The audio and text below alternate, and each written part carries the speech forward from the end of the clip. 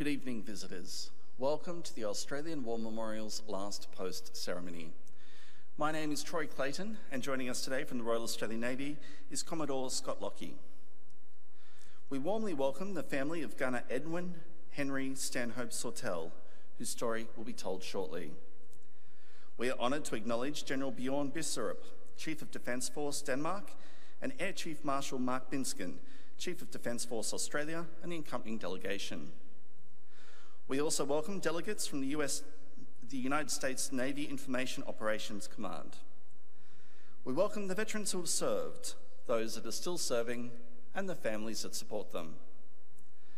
We also acknowledge the members of the RSL Services Clubs Association, RSL Victoria, and RSL Queensland, who are watching this ceremony broadcast across Australia.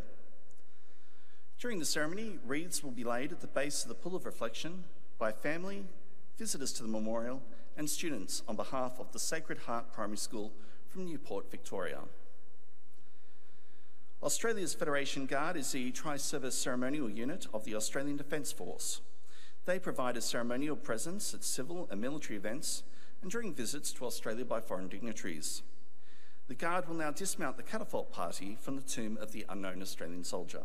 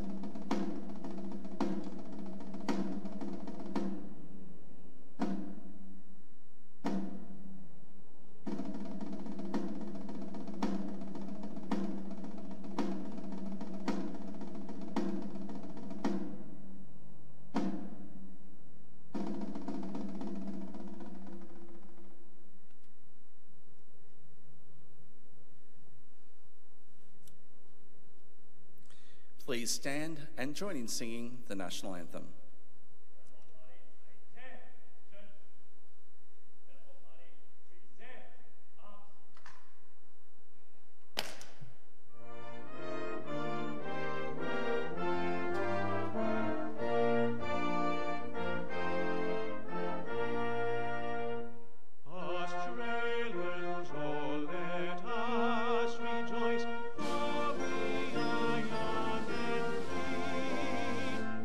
We've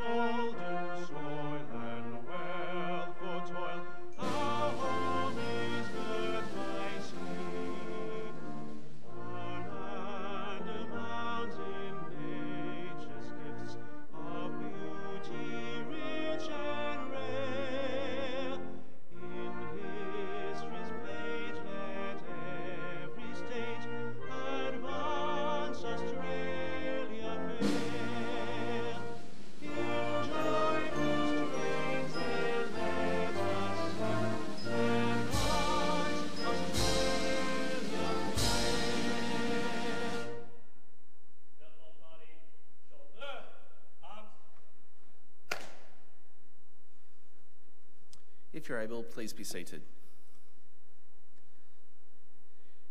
The Australian War Memorial was the vision of Charles Bean, Australia's First World War official historian. Bean landed with the Australian troops on Gallipoli and stayed with them at the front through to the end of the war. The idea of this national memorial and museum came to him at Pozières, France, in the depths of the bloody fighting of 1916. Bean's idea was that this would be a place where families and friends could mourn their loved ones buried in faraway places. It would also be a place that could help all Australians understand what these men and women had endured and what they had done for us. Bean's vision, to which we remain true, is best expressed as inscribed in the entrance to the memorial's galleries. Here is their spirit, in the heart of the land they loved, and here we guard the record which they themselves made. Tonight, we'll read the story behind just one of those on the Roll of Honour, which lists the names of more than 102,000 men and women who have given their lives for us in war and operations for more than a century. But first we present a lament, Flowers of the Forest. Wreaths or floral tributes will now be laid at the base of the Pool of Reflection.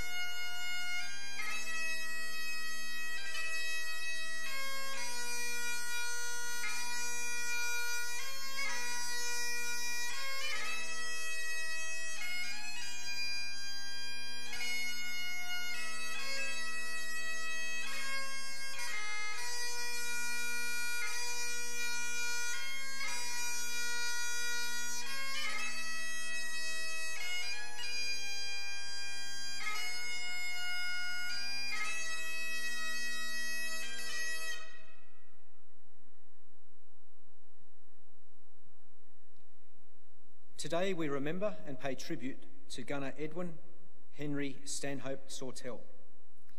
Fondly known as Eddie, Edwin Sawtelle was born in 1897, the eldest son of Edwin Sawtelle and his wife Lizzie, who was known as Pearl.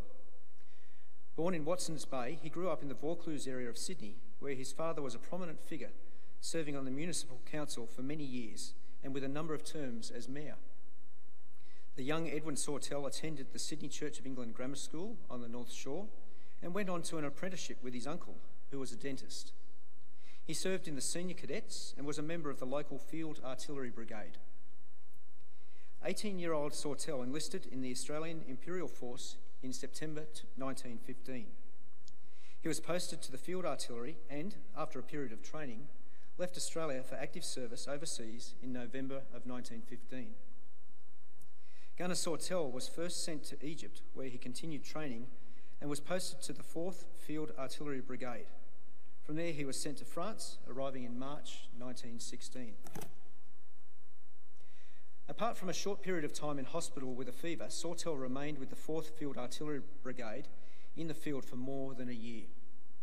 Although a considerable distance behind the front line, the artillery batteries were a constant target for the enemy guns, and the men were always in danger from shell fire. In August 1917, the 4th Field Artillery Brigade was in action near Ypres. Gunner Sawtelle was in the telephonist's dugout. Some reports indicate that he was manning the telephone, others that he was asleep. At around 5 p.m. on the 10th of August, a shell came through the dugout roof, causing the structure to explode. Sawtelle and one or two others who were with him were blown to pieces, and a number of others nearby were badly wounded. Those killed were buried nearby by Chaplain Captain Ashley Brown. Their graves were later moved to the Perth Cemetery in Belgium, where today Gunner Edwin Sawtelle lies under the words, "In memory of the much-loved son of Ian L. Sawtelle of Sydney." Edwin Sawtelle was 20 years old. His name is listed on the Roll of Honour on my right among the 62,000 Australians who died while serving in the First World War. His photograph is displayed by the Pool of Reflection. This is but one of the many stories of service and sacrifice told here at the Australian War Memorial. We now remember Gunner Edwin Henry Stanhope Sautelle, who gave his life for us, for our freedoms, and in the hope of a better world.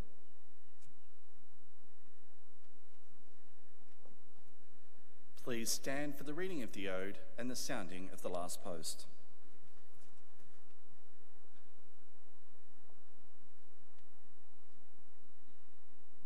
They shall grow not old, as we who are left grow old. Age shall not weary them, nor the years condemn. At the going down of the sun, and in the morning, we will remember them.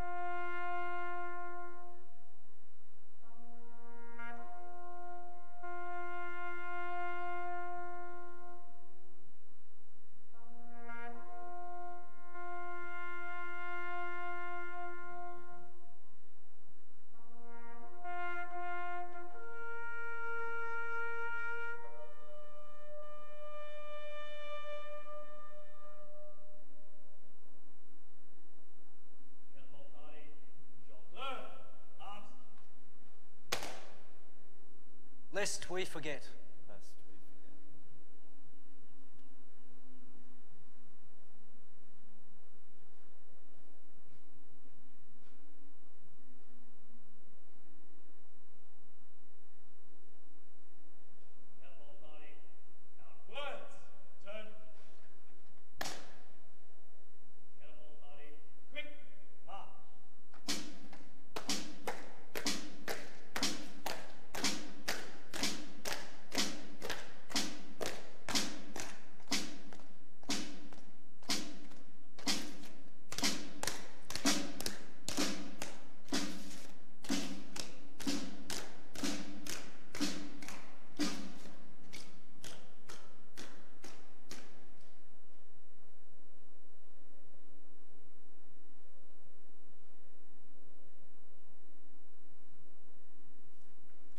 leave you this evening with the words of the memorial's founder, Charles Bean. Many a man lying out there at Poziere or in the low scrub of Gallipoli, with his poor, tired senses barely working through the fever of his brain, has thought in his last moments, well, it's over. But in Australia, they will be proud of this. Ladies and gentlemen, girls and boys, that concludes the last post ceremony. We'd like to thank you for visiting the Australian War Memorial and wish you all a very good evening. Thank you.